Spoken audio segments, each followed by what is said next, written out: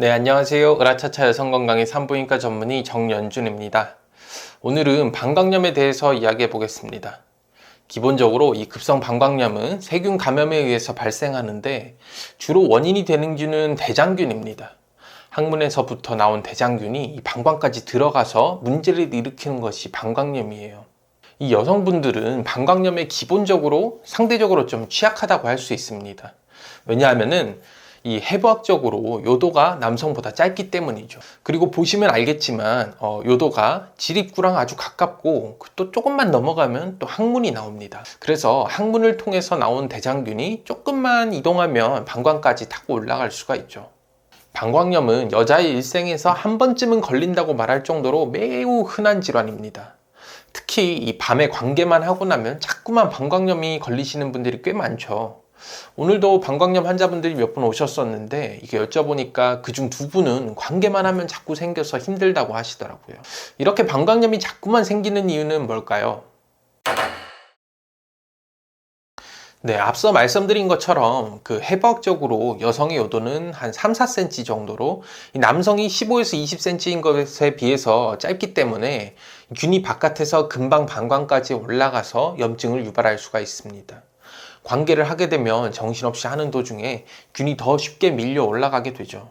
그리고 삽입 시에 이 질 바로 위에 요도가 있는데 이 요도가 자극을 받아서 더 방광염이 잘 생길 수가 있습니다. 그런데 정말 관계할 때마다 방광염이 생기시는 경우는 몇 가지 더 생각해 볼 점이 있습니다. 일단 첫 번째로는 본인의 면역 상태를 확인해야 합니다. 내 몸에 있는 대장균이 밀려 올라와서 걸리는 것이기 때문에 면역력이 좋은 상태라면 스스로 대장균을 이겨내고 방광염에 걸리지 않을 수가 있어요. 방광에는 기본적으로 소변이 자꾸 차오르고 나가는 곳이라서 어찌 보면 이 물로 계속 씻겨지는 곳이잖아요. 그런데 그곳을 균이 침범한다는 건 그만큼 면역력이 떨어져 있다고 생각해 볼 수가 있습니다. 두 번째로는 관계 시 즐겨야 하는 체위가 문제일 수 있어요. 방광염이 좀 더 쉽게 걸리는 체위가 있는데요. 아까 삽입할 때 그 요도가 자극을 받아서 방광염이 더 쉽게 걸릴 수 있다고 말씀드렸죠. 요도를 최대로 자극할 수 있는 자세가 바로 이 자세입니다. 이 자세를 좋아하는 여성분은 많이 없으신 것 같긴 한데 남자분들이 이 자세를 하는 경우가 많은 것 같아요. 만약 방광염이 자주 생기는 분이 이 체위를 자주 했었다면 이제부턴 이걸 안 해보시는 것이 좋겠습니다. 세 번째로는 만성적으로 지렴이 있거나 지렴까지는 아니더라도 이 질 내에 건강한 환경이 조성이 잘 안 되어 있는 경우입니다. 항문 쪽에서 대장균이 요도를 통해 방광으로 가려면 이 중간에 질을 지나가야 하는데 이 질은 70에서 80% 정도가 유산균으로 구성되어 있어서 대장균의 활동을 막아주는 역할을 합니다. 근데 이미 질도 대장균이 파티 중이라면 방광염이 더 쉽게 걸릴 수가 있겠죠. 관계할 때마다 방광염이 자주 걸린다면 간단하지만 우선 하기 전에 한번 씻으시는 게 당연히 좋겠습니다. 외음부를 씻어서 거기 기존에 고여있던 대장균을 한번 청결히 하시고 남자도 씻어서 서로 깨끗이 하는 게 균이 방광으로 들어갈 일을 줄여주겠죠. 이건 관계 후 지렴이 자주 발생하시는 분들에게도 해당되는 얘기입니다. 이젠 상식처럼 다들 알고 계시겠지만 혹시나 해서 말씀드리는데 이 외음부만 씻는 거지 절대 질 안을 씻는 게 아닙니다. 질 안을 여성 청결제나 비누로 씻게 되면 그 질 내부의 유산균도 죽고 정상적인 산성 환경을 망가뜨려서 방광염이나 지렴이 더 잘 생길 수가 있어요.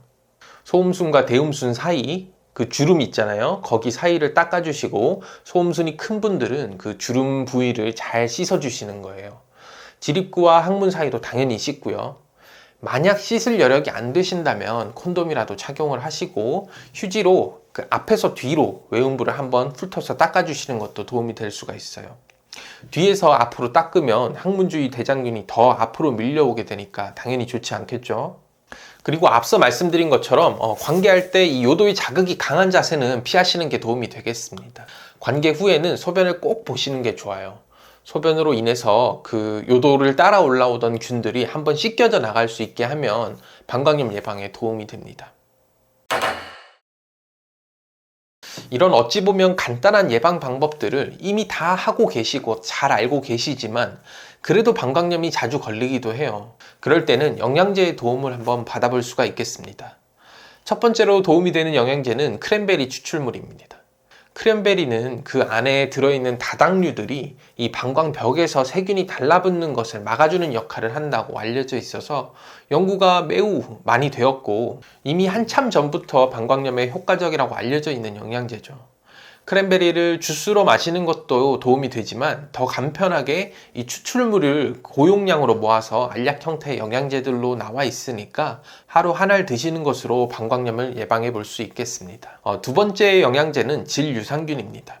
이유는 앞서 말씀드린 것처럼 항문 주위의 대장균이 방광으로 갈 때 이 질을 거쳐서 가게 되는데, 질의 환경이 건강하다면 여기서 대부분의 대장균이 걸러질 수가 있기 때문이죠. 이미 질 내 유산균이 적어져 있어서 질염도 자주 발생하는 상태시라면 더욱 질유산균이 필요할 수가 있고요.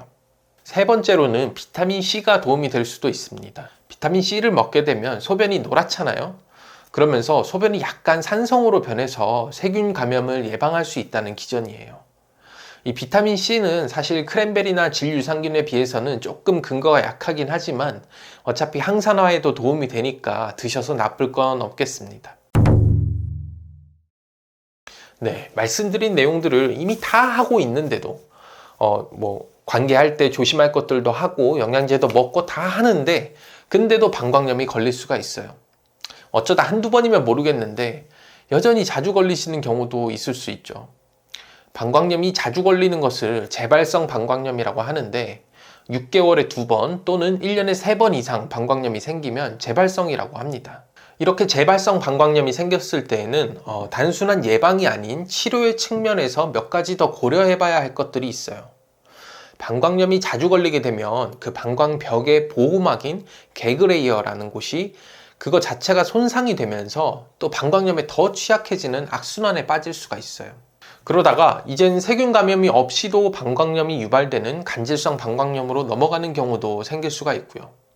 그래서 방광 내시경을 통해서 이것들을 한번 확인해 보는 것이 필요할 수 있습니다.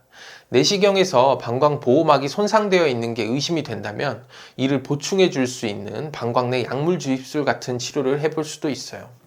또 방광에 구조적으로 혹이 있거나 해서도 방광염이 잘 생길 수도 있기 때문에 초음파 같은 걸 해봐서 방광 자체에 이상은 없는지도 확인을 해볼 수가 있습니다.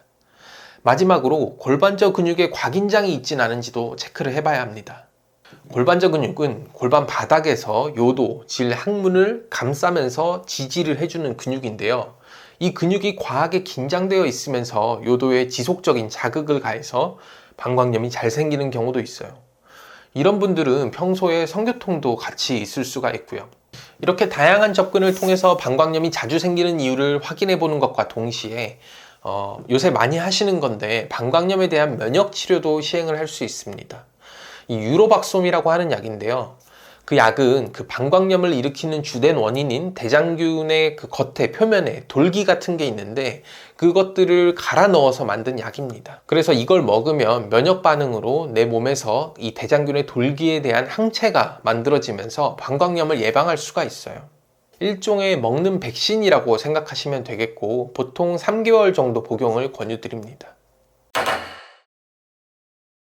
네, 갱년기를 지나면서 여성 호르몬이 감소하면 질, 요도, 방광의 점막들이 모두 위축이 됩니다. 그러면서 질 건조증만 생기는 게 아니고 방광염에도 더 취약하게 돼요. 질 내부에도 산선 환경이 쉽게 망가지고 유산균이 적어져서 대장균이 항문에서 요도로 넘어오는 것을 막아주는 효과도 떨어지게 되겠죠. 이런 경우에는 여성 호르몬 국소 치료를 병행하는 것도 큰 도움이 됩니다. 여성 호르몬을 먹는 것도 좋지만 국소적으로 질에 여성 호르몬 질정이나 크림을 삽입하는 것은 호르몬에 의해서 전신적인 부작용이 거의 없다고 볼 수 있기 때문에 부담 없이 치료하실 수가 있는데요. 3주 정도 사용하시면 질 건조증을 포함해서 이 비뇨생식기의 위축이 많이 해소가 되고 이후에는 일주일에 2-3번 정도만 약을 사용하시면서 유지하시면 되겠습니다. 네, 요약해보자면 방광염이 자주 생기시는 분들은 우선 관계 시에 청결에 좀 더 신경 쓰시면서 일이 끝나면 소변을 꼭 보시는 습관을 가져보시고요. 영양제로는 크랜베리 추출물과 질유산균, 비타민C를 복용해보는 것이 도움이 되겠습니다. 이렇게 해도 방광염이 자주 생긴다면 방광벽이나 방광 자체에는 문제가 없는지 내시경이나 초음파 같은 검사가 필요할 수 있고 평소 성교통이 같이 동반되어 있다면 골반저 근육을 이완시켜주는 치료가 필요합니다. 또 유로박솜을 이용해서 방광염 면역 치료도 도움이 될 수 있고, 폐경 이후에 자주 발생하시는 경우에는 에스트로겐 질정이나 크림이 큰 도움이 되겠습니다. 방광염은 일반적으로는 3일 정도 항생제 먹으면 금방 낫는 간단한 질병이지만, 이 간단한 것도 너무 자주 반복된다면 큰 불편이 됩니다. 방광염 자꾸 재발해서 힘드신 분들에게 이 영상이 도움이 되었으면 좋겠습니다. 도움이 되셨다면 구독과 좋아요, 알람 설정까지 부탁드리고요. 저는 다음에 다른 영상으로 다시 찾아뵙겠습니다. 당신의 건강을 응원합니다. 안녕.